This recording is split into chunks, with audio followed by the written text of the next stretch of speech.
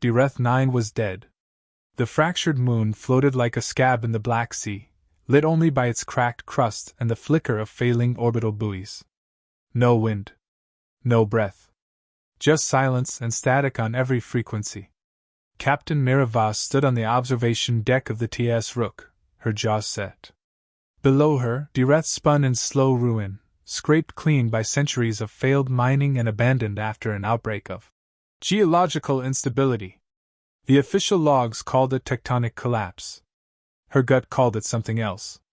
Seismic tremors clocked in at 8.3 10 minutes ago, reported Yanni, her embedded AI tactician.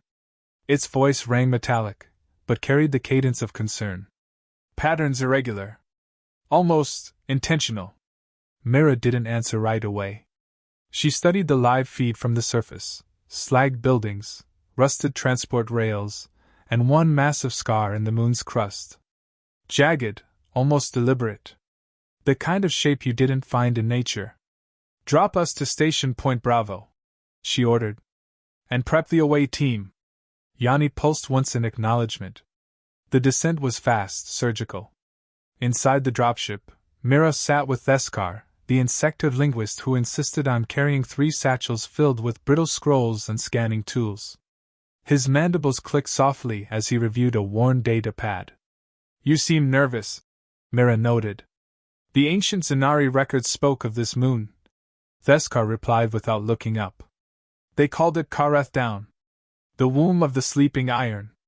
No explanation. Just warnings." Repeatedly. "Sounds charming," Mira muttered. "Maybe it's just a metaphor for bad mining investments."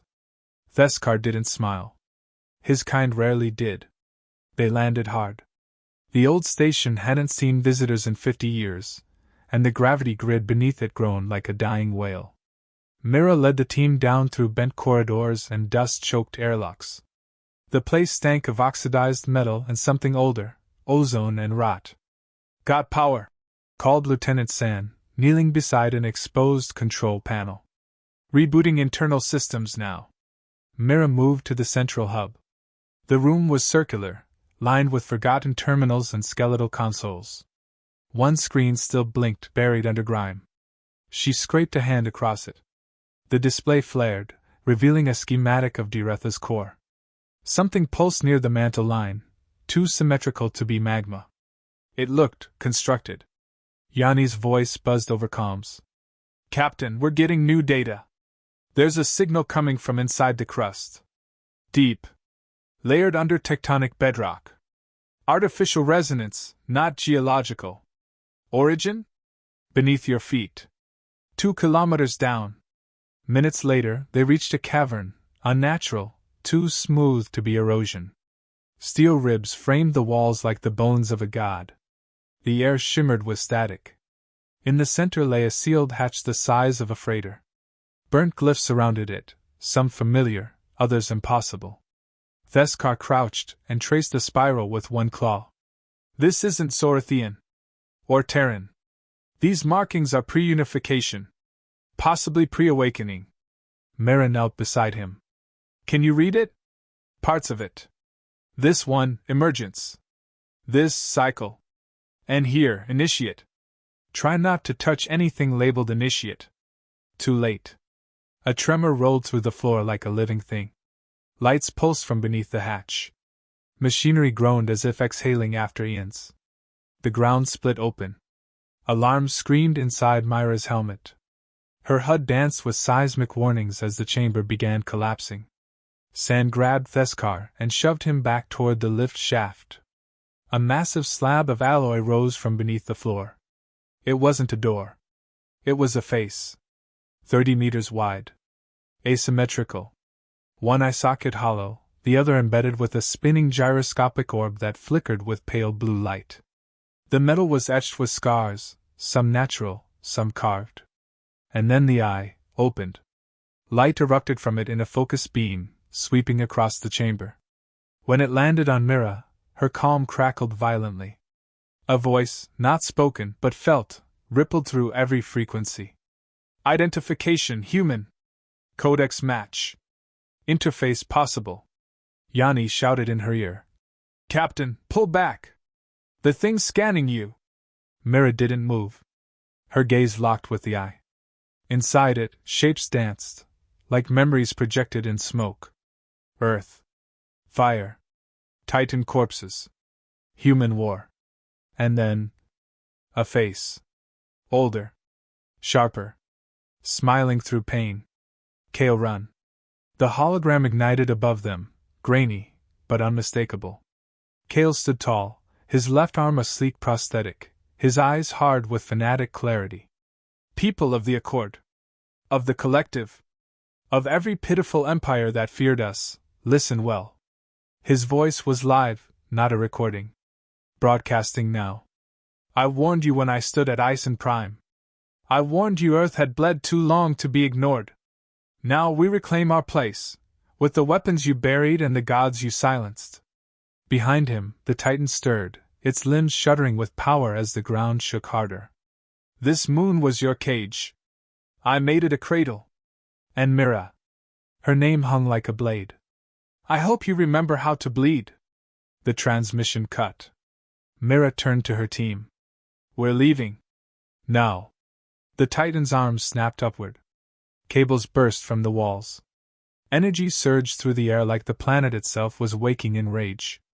As they fled the chamber, Mira looked back once. The Titan watched her go. And in its eye, something gleamed, recognition. The moon was screaming. Mira Voss gritted her teeth as the dropship punched through Deathworld HFY's thinning atmosphere, caught in the crossfire of its own tectonic rebellion. The TAS Rook hovered above, weapons cold. She'd ordered it that way. If the Titan below considered aggression a threat, orbital bombardment would only guarantee one thing: annihilation. Stabilizers fried. Sand growled from the co-pilot's seat. She's pulling left. Keep her level, Mira barked. We've got 10 minutes max before that thing stands up. On the hollow feed, the Titan was still rising. 50 meters. Then 70. Its limbs moved with mechanical precision, steam hissing from dozens of ancient exhaust ports. Like it had done this before. Because it had. Inside the command bay, Theskar hunched over Myra's portable console, antennae twitching as symbols flickered across the screen. This script, he muttered. It's converging. Multiple dialects, some of them Zanari, others possibly pre-collapsed Terran. But there's one core glyph repeating over and over. He tapped the screen, isolating it. Mira frowned. Looks like a spiked circle. What's it mean? Theskar leaned back. Dominion. But not governance. Not rule. Override. Yanni chimed in through the neural link, voice sharper now. Captain, we've finished signal analysis. Kale isn't just hijacking the Titan's systems. He's reprogrammed them. And he's using Terran genetic keys to validate control. Myra's throat dried. How many keys? 2 known, Yanni answered. One is Kale. The second is you. The dropship set down hard on the Rook's upper docking ring. Mira barely waited for the hatch to drop before storming through the corridor. The gravity trembled. Deretha's orbit was shifting, just enough to matter. Kale had tilted the moon. On purpose. She entered the war room. Patch me into galactic relay net, she said. Sen hesitated. You sure that's smart? If we go wideband, every faction picks it up. Exactly, Mira said, locking eyes with him. It's time they knew what they're dealing with. The message was short. Attention all Accord, Zorathian, and Karzek listening posts. This is Captain Mira Voss, Terran Vanguard. Deathworld 9 has been compromised. Repeat, compromised. Ancient War Titan awakened. Rogue human agent, Kale Run, is in control. Possible AI hybrid interface. Evacuation recommended. Do not engage. Do not provoke. Voss out. She ended the transmission and let silence return. Her crew stood still. Even the air seemed to hold its breath. Later, Mira found herself in the ship's lower archive chamber. Theskar had unrolled several thin scrolls across a display board. The pages hissed with microfilament inscriptions, bioluminescent ink, pulsing like a heartbeat. This section here, he said, tapping delicately, was believed to be mythology. But the phrase keeps repeating, Echo Protocol. A failsafe. Something buried inside the Titan's core code. Mira leaned in. Failsafe for what? For betrayal, Theskar said. They were created by a council of species to destroy entropy anomalies, rogue stellar events, synthetic corruption. But when their creators turned on each other, they needed a kill switch. Her brow tightened. And that switch is emotive resonance. Human neural signatures were, according to this, accidentally compatible with Titan code. Not command override. Something else. Something empathetic. Johnny's voice slid back into her ear. Mira, we've confirmed it. Kale's second Titan is real. It's buried under Thraxus. And the activation sequence just began. The silence shattered. Alarms blared as the Rook lurched. Lights dimmed. Gravity wobbled for a split second, then reset. Mira grabbed the railing. Report! Internal sabotage! Yanni snapped. Core logic module compromised. Someone inside just breached the Titan code firewall. Mira spun toward her crew. Her eyes locked on Aaron, young, quiet, Terran-born. His hand hovered too long over the backup terminal. Step away from the console, she ordered. Aaron didn't move. You don't understand, he said quietly. Kale's right. The galaxy fears us. They should. We bled for every inch of respect, and they still treat us like animals. You disabled my ship for respect? Mira stepped forward, voice sharp. You just gave Kale a second Titan. He gave us power. You're just afraid to use it. Mira drew her sidearm. You're off this crew. They confined Aaron to the brig. Johnny's systems rebuilt the damage, but it cost them 6 hours. In that time, the second Titan's activation signal went from low to critical. They were running out of time. Mira stood alone in her private quarters, staring at a photo. Her and her sister, Sarah, years ago on Earth, standing before a burnout crater that used to be their neighborhood. Sarah was gone now. The scorch year took her. Kale had wanted to unleash the same fire on the stars. Mira would not let him. She touched the old insignia pinned on the frame, Sarah's unit patch, and closed her eyes. Never again. Back in the command deck, Theskar approached slowly. There may be a way to access the Echo Protocol, he said. But it has to be triggered manually inside the Titan's neural bridge. Direct neural sync. Mira didn't hesitate. Prep the interface. Yanni interrupted. Mira, you realize what this means. That thing will read you like an open book. Every memory. Every fear. Every mistake. Then it'll know I'm not Kale, she replied. And that I'm not afraid of him. Final checks. Suit sealed. Interface synced. As Mira approached the launch bay, San offered her a half-grin. You're walking into the mind of a death god. She smirked faintly. Good thing I grew up on a death world. Thraxus loomed ahead like a wounded giant, its surface riddled with old scars and new tremors. A gray husk orbiting silence, hiding a monster beneath its crust. Captain Miravas stood in the open bay of the dropship, hands clenched inside her gauntlets. She was silent. Focused. Her neural interface pulsed softly at the base of her skull, already syncing with the encrypted echo key Theskar had embedded into her suit. Behind her, Johnny's voice filtered through the calm. No turning back once you enter the neural chamber.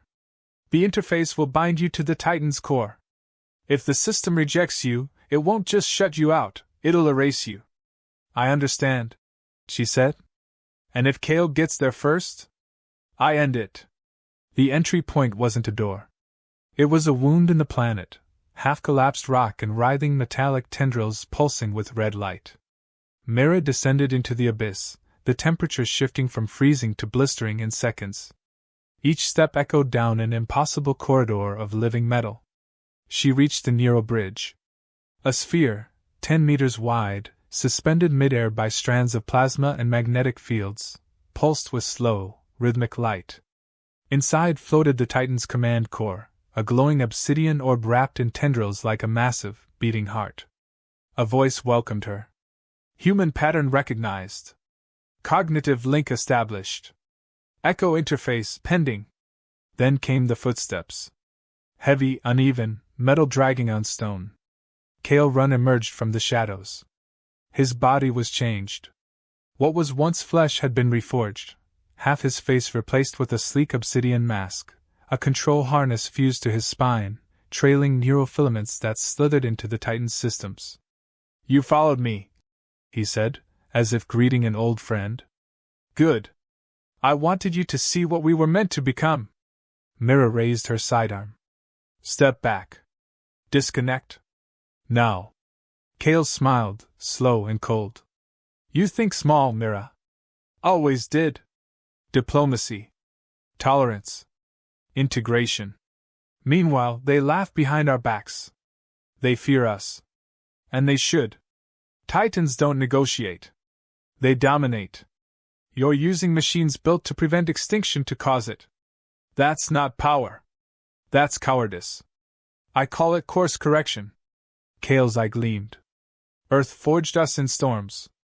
The galaxy tried to cage us. This is reclamation." Then he lunged. The fight was brutal. No wasted movement. Kale's reflexes were enhanced, each strike guided by predictive subroutines. Mira blocked, twisted, countered. His blows were heavier. Hers were smarter. She locked his wrist, spun, and slammed him into a control pylon. Sparks exploded. He recovered too fast.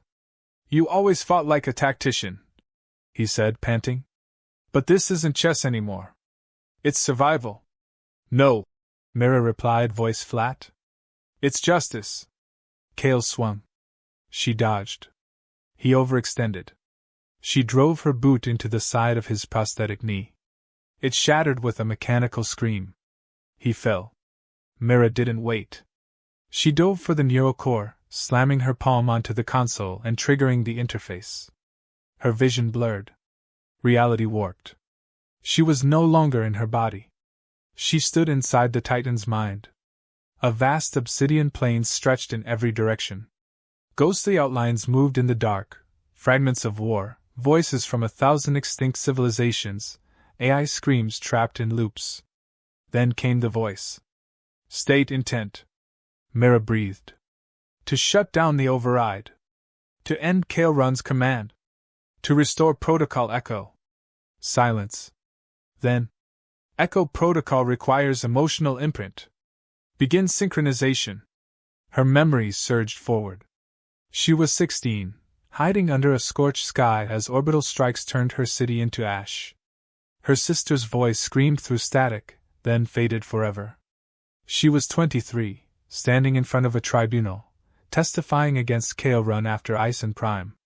The look he gave her then, like betrayal wrapped in pity, burned in her mind. She was 34, now, choosing to stop him not out of revenge, but to protect a future either of them had trusted. The core pulsed once. Then again. The ground split. A second Titan began to stir from beneath Thraxus. Kale screamed from behind the console, limping toward her. "You don't know what you're doing!" "Yes," she said. "I do." The core flared white. The system responded. "Echo protocol engaged. Neutral override initiated. Executing containment." Kale's body seized. The tendrils connecting him to the Titan recoiled violently, yanking him backward. Sparks erupted from his spine. He thrashed, trying to hold on. "You think this is over?" he snarled. "There are more. You think I only woke two?" Mira turned away. "Then I'll stop them too." The chamber collapsed. The Titan roared, no longer in Kale's voice, but in its own, ancient and deep, shaking the crust of the moon itself. Mira sprinted for the lift, flames chasing her heels as the neural bridge disintegrated behind her. The override worked. The system rejected Kale. The core was burning itself out. She cleared the edge just before the entire node imploded, sending a plume of molten debris into the black sky. Back aboard the Rook, Mira stood on the command deck, bruised and silent. Gianni processed the aftermath. Kale's biosignal flatlined. The Titan systems have gone dark. You did it. Theskar folded his limbs. The galaxy will not understand what we buried today. They don't have to, Mira said. They just need to know we buried it. A transmission blinked onto the screen. Galactic Council acknowledgement. No sanctions.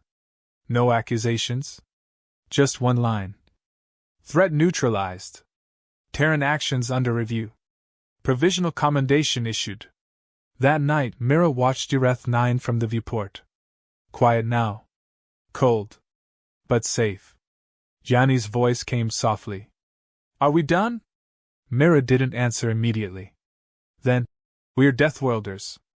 We're never done. She turned away. The stars were watching. And they would remember.